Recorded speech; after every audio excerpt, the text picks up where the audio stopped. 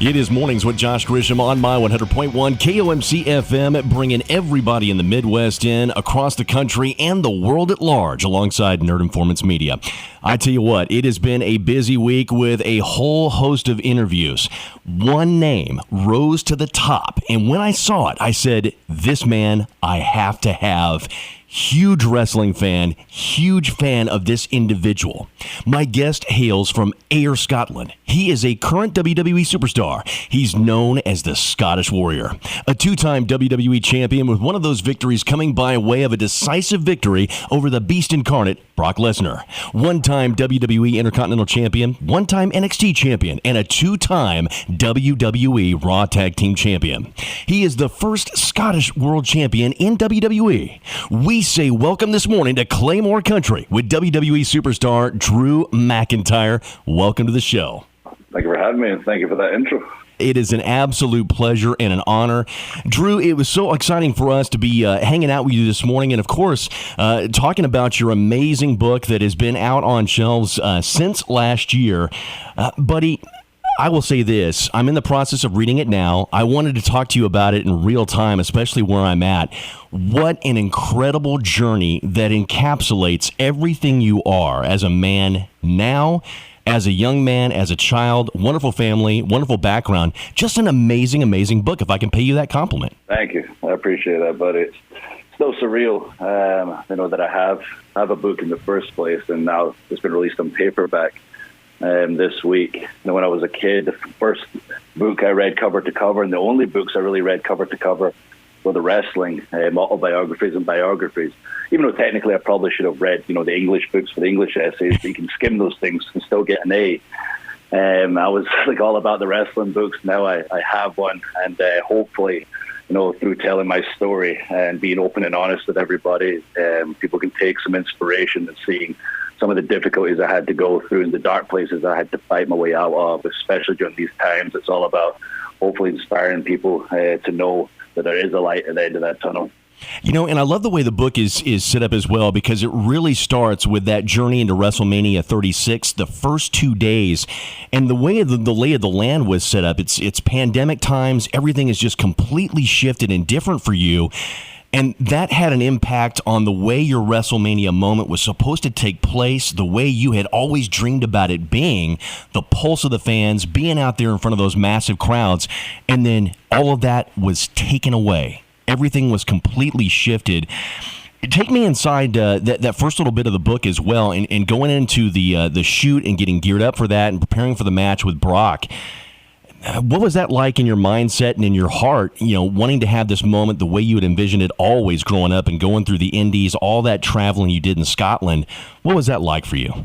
Yeah, it wasn't quite how I pictured it when I was a kid. I imagine being in the main event of WrestleMania, fighting for the title in front of thousands of screaming fans. And because of the nature of the time, there was nobody at WrestleMania. But as upset as I was initially that was going to happen, and I understood the gravity of COVID, how it was affecting people during that time, how scared everybody was with limited answers, and we were still pushing ahead when every other sport and entertainment company shut down to give them that escape. So I had a good perspective at the time that we're really going to take people's mind off things for 2 days and give them an escape for the weekend during those times. But yeah, it was so weird. I remember going to the Performance Center, which for those who don't know is akin to like a warehouse with a ring in it, with such a skeleton crew. We only had our commentators there, our basic cameramen there, and the wrestlers that were doing the matches that were there. Like, you could have heard a pin drop in the building where I went to film my match, and I was telling myself, this is the main event of WrestleMania, Drew. This is the main event of WrestleMania, Drew.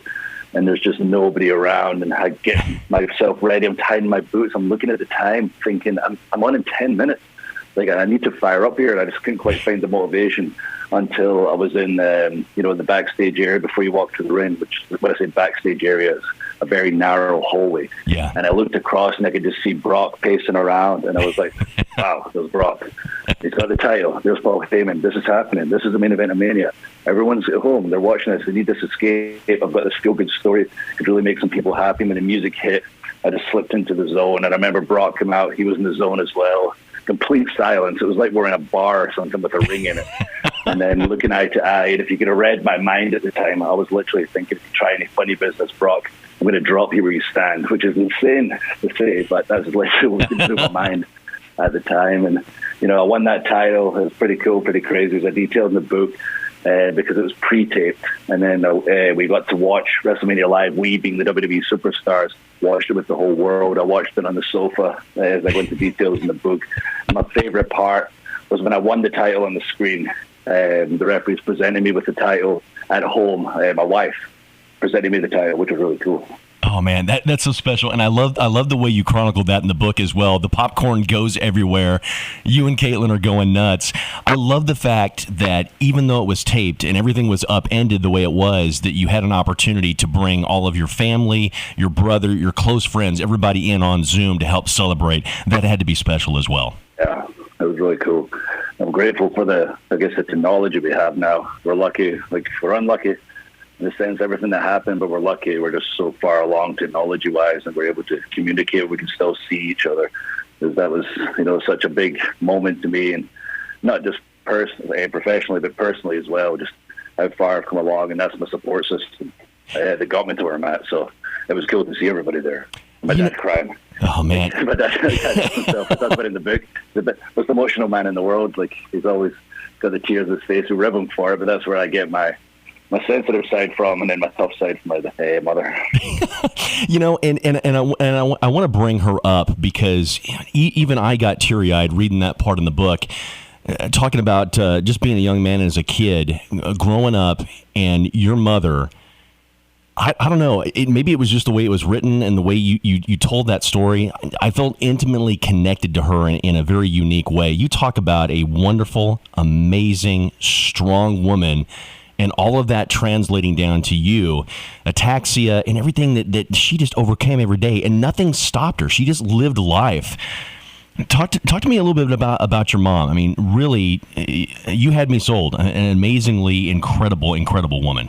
Yeah, I mean, that's my hero right there, and it's interesting. If you read the book, you see the biggest influences on me are women, strong women. Yeah. My nana, my mom, or my wife as I got older. And, my mom, I would say go into detail in the book, but was afflicted by, a rare disorder that didn't strike her early 20s. She was just living a normal life, and then suddenly, ataxia kicked in, which is essentially the balance portion of your brain dies. And my nana took her all around the UK, tried to figure out a way to balance it out where she could at least live somewhat comfortably, and just maybe using walls to balance, using people to balance, and her eyes would be, shaking, and she couldn't quite write properly, but, to balance things out so she could live somewhat comfortably. But the doctor essentially told her each place she went, eventually you're going to end up in a wheelchair, things will keep deteriorating until eventually you pass. You're certainly not going to have kids. And she met my dad, got pregnant with me, and was told, you should probably get rid of this kid. And my nana even said that. She was like a second mom to me, but she told her as well, that's probably not a good idea. We don't know the risks. And she said, I'd rather die. And she had me, my brother, and made life completely normal. And as you mentioned already, even though she had, these things that people would look at and say that's a disability, she would always say somebody's always going to worse off, and she would just push ahead. She set such an example for my brother and I. And when people tell me, how did you manage to, make it through all this stuff, all these ups and downs, and achieve your dream in the end, I said, well, good support system, a wife, but also at an unfair advantage, at a superhero for a mom. Oh, yeah. No, I mean, it was so well written, and really just brought that connection between you and her to life, reading that on page. I want to kind of jump forward in time a little bit with you, Drew, as well. And, I've watched your career in WWE. I love every match you have. I mean, it's as a fan of wrestling and now getting a chance to interview you, it's surreal in that regard. But the way you tell it, when you first got connected to WWE and Laurinaitis pulled you aside and said, hey, take a walk with me, kid. And the fact that you had that moment where it was you, it was Stu, and Sheamus. Buddy, your matches where you and Sheamus are on screen, the physical intensity, the rivalries, the way the stories are told, and you and Sheamus just flat out on WWE television beating the living hell out of each other. But to see it on the pages in your book, that friendship, that moment, when you talk about the fact that you and Sheamus were friends, even though it may be a story in the way it's portrayed on TV, That's legit. That friendship goes back a long, long time, and you guys have shared some critical moments. Yeah, I've known him since I was about 19. And wow. I like to rib him and say he was about 47 at the time. He's a little bit older than me, the bigger brother. But yeah, we had the same dream. We met each other. You know, it wasn't just a case of everyone around us was saying, I want to be in WWE one day. But never really meant it. But we said it, we meant it. And as soon as we met, we had that connection of, oh, this guy actually means it. He wants to do what it takes to make it. And instantly we formed a friendship, and we pushed each other to be better. You know, I would kind of help him with the in-ring aspect, and I was a little further along when it came to the performance side of wrestling. And he was such a big guy. His dad was a bodybuilder. He was kind of teaching me how to eat properly, train properly. And we were the kind of big feud in Europe at the time. You know, when I was like 20, 21, there was only one television show in Europe outside of WWE called Irish Whip Wrestling. And, you know, we were the featured act in that and all across Europe. And then we get signed together, and, you know, seeing the book, like all those ups and downs that I go through in my life and my career, he was there the whole time by my side. So I feel very lucky that I've had such amazing people around me. And I realized that as I was writing the book as well, how lucky I am to have such an amazing group of friends and family and support system. And certainly wouldn't be in the position I am now and the person I am today without. Yeah, an absolute definition of perseverance. I think we're right up against it here, Drew. I got probably about a minute here before we have to turn you over to your next tour stop. I got to ask my friend, if anybody that's following you on WWE TV, especially on SmackDown, you're currently embroiled in a vicious feud with Happy Corbin, who just annoys everybody, and Madcap Moss, who you have had some downright brutal matches with. As a matter of fact, I think you're facing Madcap Moss on SmackDown tonight. You get past those two guys on the other side, next WrestleMania coming up. We're on the road to WrestleMania right now, buddy. I know that moment is waiting for you to get back, the screaming fans, the championship in your hand. Who would you like to face for the strap? I mean, obviously right now things are interesting with Roman and Brock.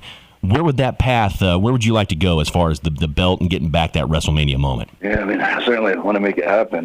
Two-time WWE champion and somehow never been champion in front of fans and held the title for about 300 days, I believe. If I had to pick somebody, you know, Roman's on the run of his life right now. It's just, you know, he'd done some amazing things throughout his career, but just something wasn't quite clicking, which is bizarre because he was like our top guy for years. Yeah. But something just wasn't quite like putting him to that next level. And over these past couple of years, he figured it out. He's on fire right now, and I just can't see him losing the title anytime soon. So to build up McIntyre, I want to say, to stay on the path I'm on, just keep winning matches, keep adding layers to the character, telling compelling stories, and eventually, when the time is right, come back with Roman.